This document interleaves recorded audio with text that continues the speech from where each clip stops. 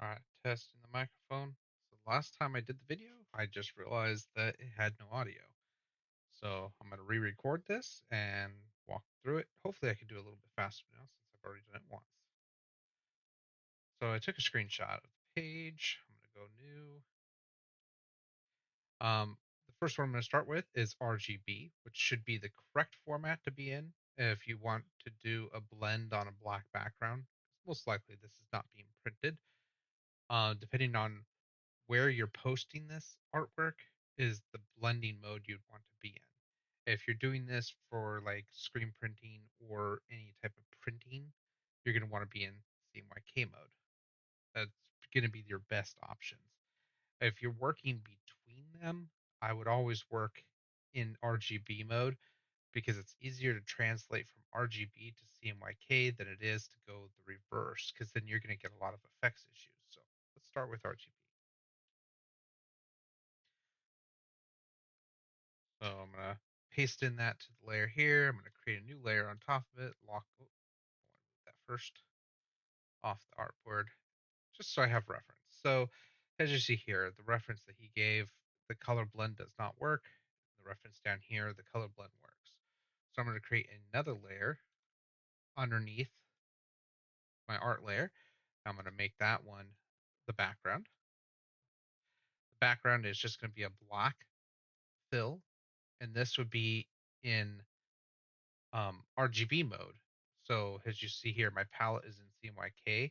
I'm going to go over here and make sure that it's 100% RGB black, which you can see here that it is not. So I'm going to switch the palette to RGB and then select black. Then I'm going to bring out my swatches and I'm going to turn that into a black color. I'm going to turn it into a global and I'm going to label this background so that way I know which one it is. The reason why I'd use global is so that you could change your background color in the future. All right.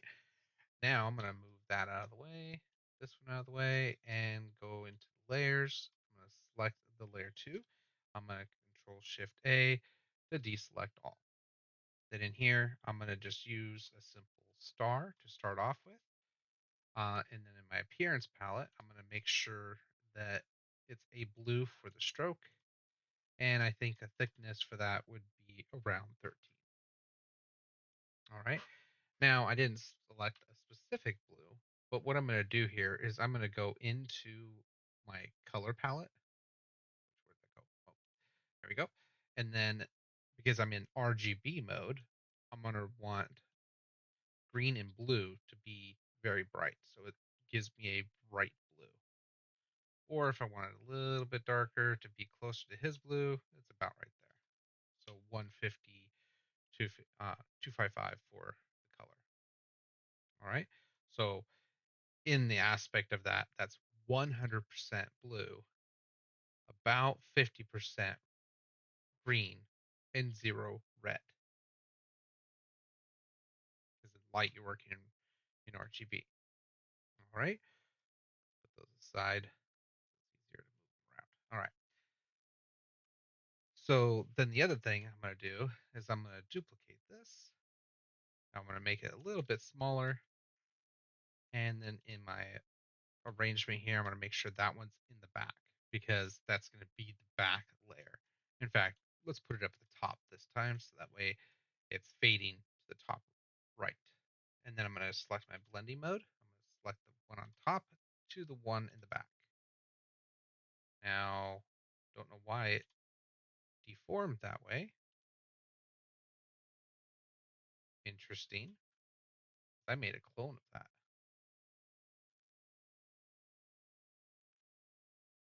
I'm going to first just duplicate it then, send it to the back. And then I'm going to do a blend mode, maybe because I had it selected. Let's deselect and make sure I select the top. But what the heck is going on here? Maybe make it down here. I've never seen the blending mode do that.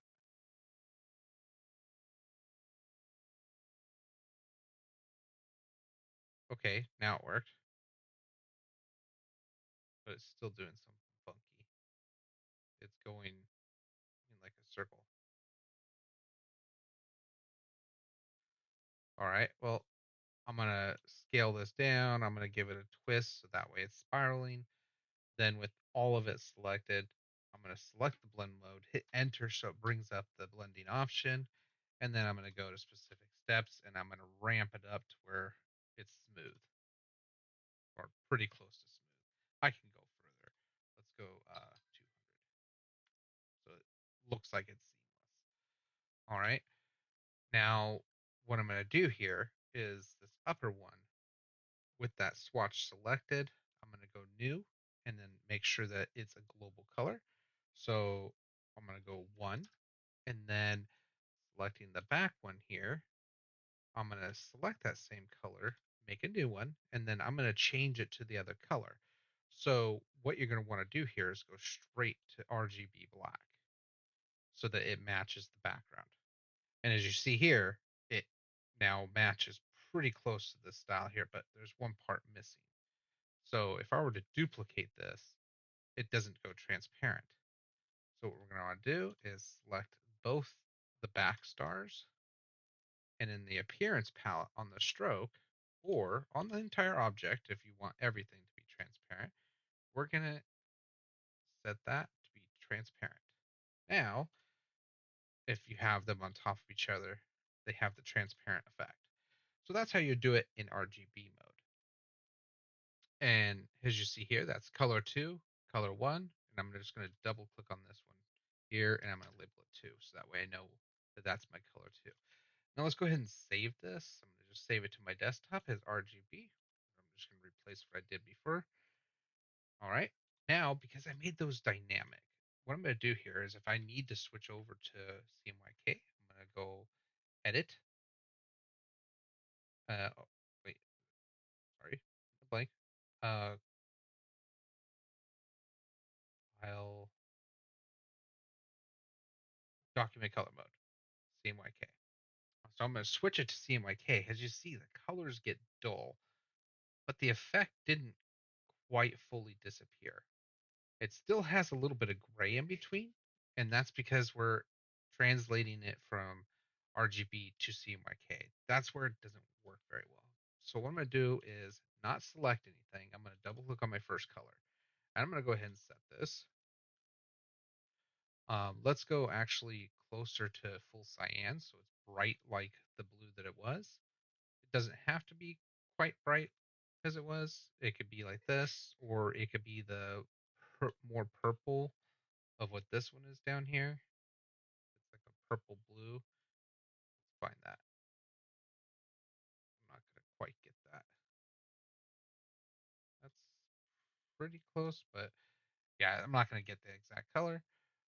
But then what I'm gonna do is in my second color here, I'm gonna be in CMYK mode.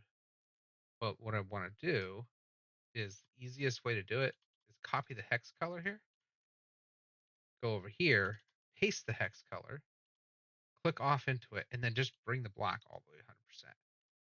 And then that will fix it so you can do the translation. So you're not doing too much translation, but like I said, going from RGB to CMYK is a little bit easier than going from CMYK to RGB. And let me show you what that does. So I'm going to go ahead and now save this one as CMYK. One thing I did forget is the background color.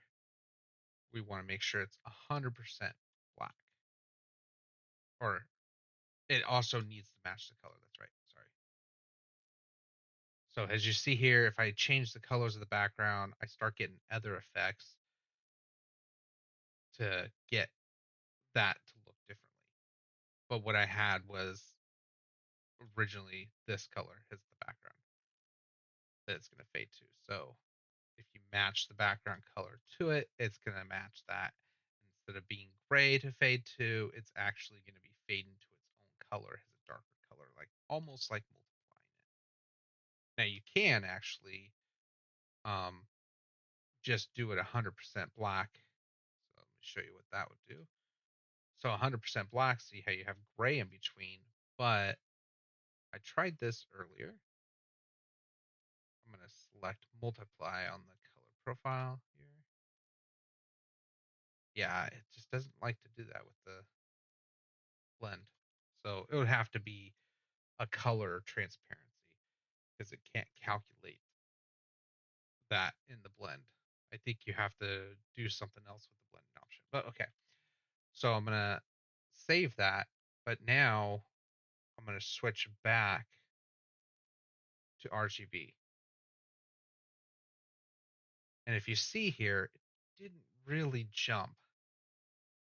So that's why I was like, depending on where you're coming from and where you're going to, you're gonna want to make sure that your ending goal is what you're gonna want to start.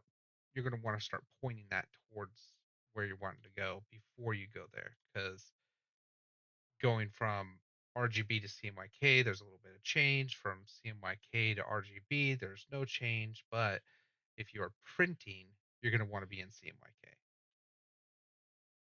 But yeah, easy change if you use dynamic colors. Stay creative.